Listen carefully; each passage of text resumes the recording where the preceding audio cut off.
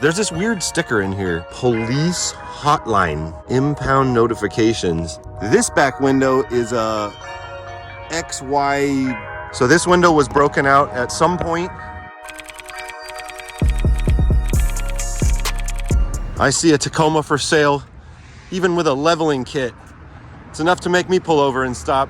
All right, let's see what sort of eBay, Amazon suspension we got going on, and it's as bad as it gets as far as cheap suspension. You hope for a coilover and maybe an upper control arm, but you get this.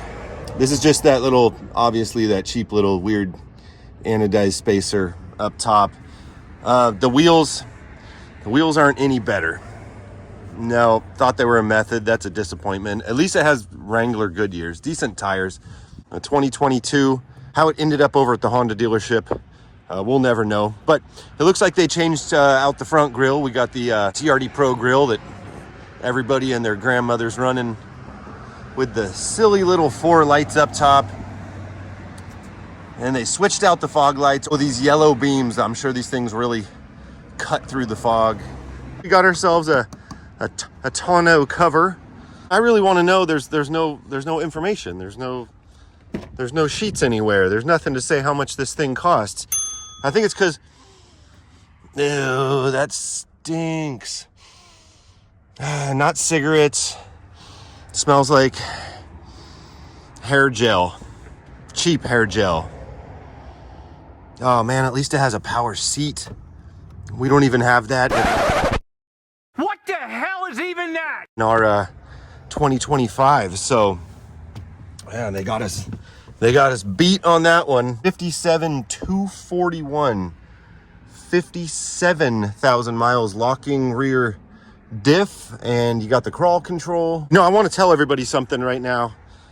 Now that we're here, this front door just seems really short. The distance this way, it's really short.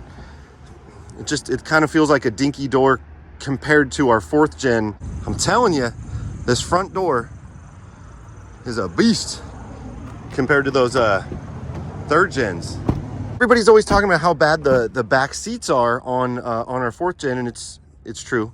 And the reason why is because they added like 2 inches to the front door and gave 2 inches more room to the driver. They figured that like 100% of the time there's somebody in the driver's seat, but how much time they need to compromise the room for the front seat person, how much time. What? What the fuck are you talking about? They figured, look at 100% of the time there's somebody in the driver's seat. How much time the person in the back seat behind the driver is going to be there, that's an unknown. Some people it's 100% of the time, other people it's 0%. So they added more room, made the front door a lot bigger, and then they compromised on making the back door smaller and the back seat smaller, which kind of makes sense. It helps out the driver and the passenger more. And I'm the driver. I own the 25. So anyways, this door, it really is. It is more lightweight. It is flimsier. The door handle just feels cheaper. Our 4th gen is much higher quality on the doors, but there is no disputing that this back seat is a lot bigger. We'll go take a look. There is just no denying the smell of some dude's deodorant, hair gel, maybe a little armpit. God, used vehicles, they're great, and it's a good opportunity to save some money, but there's a reason why they call them used vehicles, because they've been around. They've seen some things. There's this weird sticker in here. Police hotline, impound notifications. That kind of makes me feel like this thing was impounded at some point. Why would it have an impound notification police hotline? And why wouldn't the dealer take that off? It's already starting to come off on the top. Why wouldn't you take that off? This thing has had a weird past. This isn't supposed to be there. This isn't supposed to be there. And it's only a 2022? Only a 2022. This vehicle was sold new at a dealership just a couple years ago, and now it's over here with a police impound sticker inside the door and some other weird stickers, and that's not supposed to be there. That's not supposed to be there. I will say this, it smells inside like somebody who would have a car impounded. There's no doubt about that.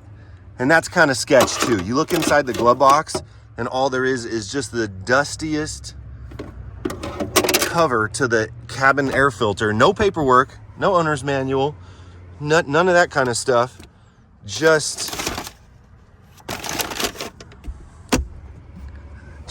dirtiness. Yeah, if I came with somebody like a friend or a family member to come check this thing out, it's definitely a walk away.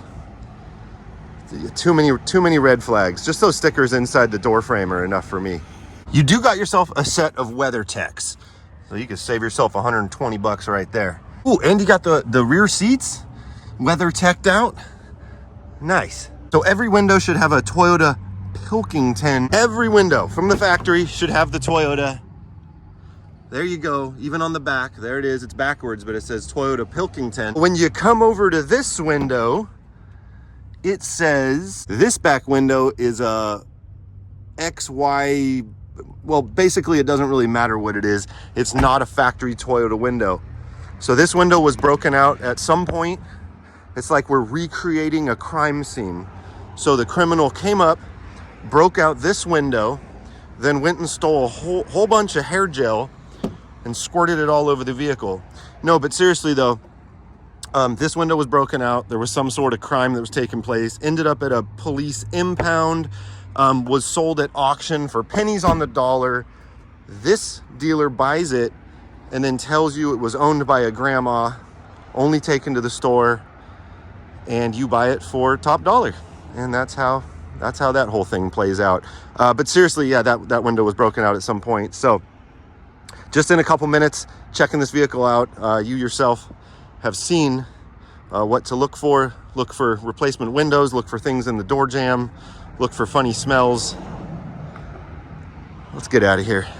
Telling y'alls, they added a couple inches to the front door on this vehicle and they took it from the back. I'm gonna have to like get out the tape measure, take some measurements one of these days, but they hooked it up. I'm like 6'2", and this is the default where I like to sit. And I probably only have people in the back 10% of the time. So yeah, the situation back here it's no good. I can scoot it forward like a ton if I have to, but this is me just OG chilling.